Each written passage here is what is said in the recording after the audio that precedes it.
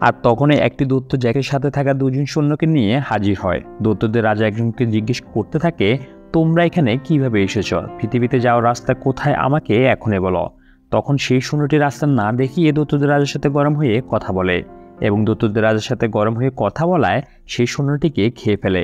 তারপর সেখানে হাজির হয় রড্রিক এবং সব দূতরা তার সামনে মাথা নত করে বসে যায়, কিন্তু দূতদের রাজা তার সামনে মাথা নত করতে রাজি নয়। অবশেষে আমরা দেখতে পাই রড্রিক সে রাজার মাথায় পা দিয়ে সিংহাসনে উঠে দাঁড়ায় এবং সব দূতদের উদ্দেশ্যে বলতে থাকে, তোমরা সবাই প্রস্তুত হও, আমরা পৃথিবীতে গিয়ে রাজত্ব করব। আর এই কথা শুনে সব দূতরা খুশি হয়, কারণ তারা এটাই চাচ্ছিল। রড্রিকের এসব কথা শুনে সেনাপতি এবং রাজকন্যা বুঝতে পারে রড্রিক খুবই খারাপ প্রকৃতির মানুষ। তারপর সেখান থেকে রাজকন্যা এবং সেনাপতিকে দূতদের রান্নাঘরের দিকে নিয়ে যাওয়া হয় তাদেরকে রান্না করে খাবার জন্য। প্রথমে একটি দূত সেনাপতিকে রোল বানিয়ে আগুনে দেয় এবং রাজকন্যাকে কাটার জন্য প্রস্তুত হয়। আর তখনই জ্যাক একটি বড় ছুরি নিয়ে সে দূতটির উপর ঝাঁপিয়ে পড়ে এবং ছুরির আঘাতে দূতটি ছটফট করতে করতে মারা যায়। এরপর জ্যাক সহ তারা সেখান থেকে পৃথিবীর উদ্দেশ্যে রওনা হয়।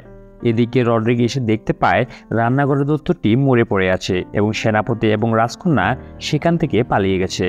তখন রড্রিক একটি দূতকে আদেশ দেয়, রাজকন্যা সহ বাকিরা যেন পৃথিবীতে না পৌঁছাতে পারে, তুমি সে রাস্তা গিয়ে পাহাড় দিতে থাকো।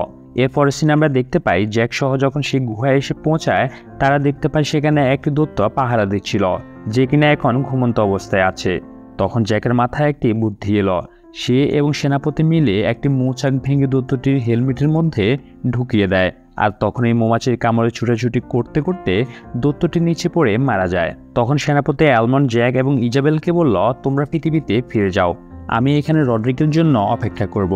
তার থেকে যদি মুকুটটি না নিতে পারে তাহলে রড্রিক পৃথিবীর জন্য একটি বড় রকম সমস্যা তৈরি করবে। এরপর অ্যালমন্ড সেখানে লুকিয়ে বসে থাকে রড্রিকের জন্য এবং জ্যাক এবং ইজাবেল গাছটি বেয়ে নামতে থাকে।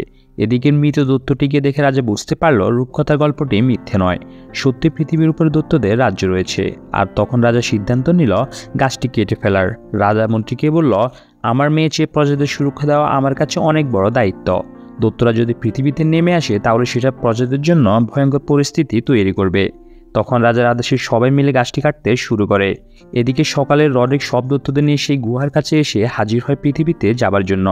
তখন সেখানে লুকিয়ে থাকা অ্যালমন্ড সুযোগ বুঝে রড্রিকের উপর ঝাঁপিয়ে পড়ে। ঠিক ওই সময় রড্রিকের কাছে থাকা বীজগুলো নিচে পড়ে যায়। তারা দুজন মারামারি করতে করতে গুহায় ঢুকে পড়ে এবং অ্যালমন্ড সুযোগ পেয়ে ছুরি ঢুকিয়ে রড্রিককে হত্যা করে ফেলে। অ্যালমন্ড রড্রিকের থেকে মুকুটটি নিতে যাবে, ঠিক সেই সময় দূতদের লিডার রড্রিককে উপরে তুলে নেয় এবং তার মাথা থেকে মুকুটটি নিয়ে সে আবার দূতদের রাজা বনে যায়। এদিকে গাছটি গোড়া থেকে কেটে ফেলা হয়েছে, যা দেখে অ্যালমন্ড লাফ দিয়ে সেই গাছটি ধরে ফেলে যাতে করে সে নিচে যেতে পারে। তারপর অ্যালমন্ড, জ্যাক এবং ইজাবেল তারা তিনজনে গাছের সাথে নিচে গিয়ে পড়ে এবং তিনজনেই বেঁচে যায়। এদিকে ইজাবেলকে দেখে রাজা খুবই খুশি হয়।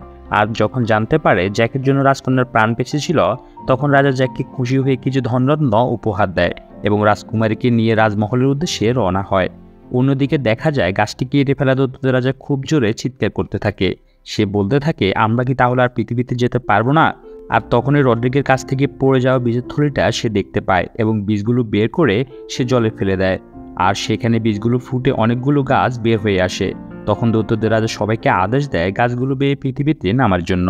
আর তাতে করে সবাই গাছের মধ্যে লাফিয়ে পড়ে পৃথিবীতে নেমে আসতে। নিচে থাকা জ্যাক এই দৃশ্যটি দেখতে পেয়ে ঘোড়া নিয়ে ছুটতে থাকে রাজাকে সাবধান করার জন্য, কিন্তু ইতিমধ্যে দূতরা পৃথিবীতে নেমে আসে এবং রাজার পিছনে ধাওয়া শুরু করে। আর ততক্ষণে জ্যাক রাজকুমারের কাছাকাছি চলে আসে এবং সবাইকে তাড়াতাড়ি রাজমহলের দিকে যাওয়ার জন্য বলতে থাকে।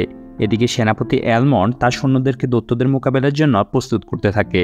রাজা রাজকন্যাকে নিয়ে রাজমহলে প্রবেশের সাথে সাথে রাজ্যের মেইন গেটের দরজাটি বন্ধ করতে শুরু করে, কিন্তু জ্যাক তখনও দরজাটির ওপাশে রয়ে গেছে। অবশেষে জ্যাক ঘোড়া নিয়ে লাফিয়ে দরজাটির উপর উঠে যায়। অন্যদিকে জ্যাককে ধরার জন্য দূতদের রাজা লাফ দিয়ে দরজাটি ধরে ফেলে, কিন্তু সৈন্যদের তীরের আঘাতে দূতদের রাজা ঝুলে না থাকতে পেরে আগুন জ্বলতে থাকা জলের মধ্যে পড়ে যায় এবং সে উপরে উঠতে না পেরে জলের মধ্যে থাকা তার হেলমেটকে অনুসরণ করে চলতে থাকে। এদিকে কিছু দূত দরজাটি টেনে নামাতে চেষ্টা করে এবং কিছু দূত হাতের কাছে যাই পাচ্ছে তাই মহলের দিকে ছুঁড়ে মারতে থাকে। এগুলো দেখে রাজা বুঝতে পারে তার সামনে বিশাল বিপদ রয়েছে। তখন রাজা ইজাবেলকে বলে, তুমি গুপ্ত পথে গিয়ে আকাশ প্রদীপটি জ্বালিয়ে দাও, যেন অন্য রাজ্যের রাজারা সাবধান হয়ে যেতে পারে। তখন জ্যাক রাজার আদেশে ইজাবেলকে নিয়ে সেই গুপ্ত পথের উদ্দেশ্যে রওনা হয়। গুপ্তপথে যেতে যেতে তারা দেখতে পায় সেখানে দূতদের লিডার কিভাবে যেন পৌঁছে গেছে। তখন জ্যাক এবং ইজাবেল দূতটির কাছ থেকে পালানোর চেষ্টা করে, কিন্তু দূতটির লিডার ইজাবেলকে ধরে ফেলে। তা দেখে জ্যাক একটি কুঠার নিয়ে দূতটির উপর আক্রমণ করে, আর ঠিক তখনই দূতটি জ্যাককে ধরে ফেলে এবং দূতটি যখনই জ্যাককে খেতে যাচ্ছিল, জ্যাকের কাছে থাকা বৃষ্টি সে দূতটির মুখের ভিতর ফেলে দেয়। আর বৃষ্টি তার পেটের ভিতর গিয়ে গাছ হতে শুরু করে এবং গাছটি যখন তার শরীর ফেটে বের হতে থাকে তখনই দূতদের লিডার সেখানেই মারা যায়।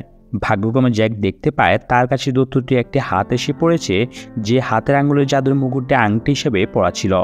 আমরা অন্যদিকে দেখতে পাই দূতরা দরজাটি টেনে নামিয়ে ফেলে এবং লোহার গেটটি ভেঙে রাজমহলে প্রবেশ করে, আর তা দেখে সেনাপতি এবং সকল সৈন্যরা ভয়ে একত্রিত হয়ে যায়। কিন্তু তখনই ঘটল অদ্ভুত ঘটনা। সব দূতরা একে একে রাজার সামনে হাঁটু গেড়ে বসে পড়ে। তখন সেনাপতি বুঝতে পারে তাদের পেছনে কেউ রয়েছে, আর তখন সবাই পেছন ফিরে দেখতে পায় জ্যাক জাদুর মুকুটটি নিয়ে দাঁড়িয়ে আছে। এরপর জ্যাক মুকুটটি তার মাথায় পরে নেয় এবং দূতদের আদেশ দেয় তাদের রাজ্যে ফিরে যাওয়ার জন্য। তখন দূতরা তাদের রাজ্যে ফিরে যায় এবং গাছগুলো কেটে ফেলা হয়। এরপর রাজা জ্যাকের সাথে রাজকন্যা ইজাবেলের বিয়ে দিয়ে দেয়। পরের সিনে আমরা দেখতে পাই জ্যাক এবং ইজাবেল তাদের সন্তানদেরকেও এই গল্পটি শোনাচ্ছিল।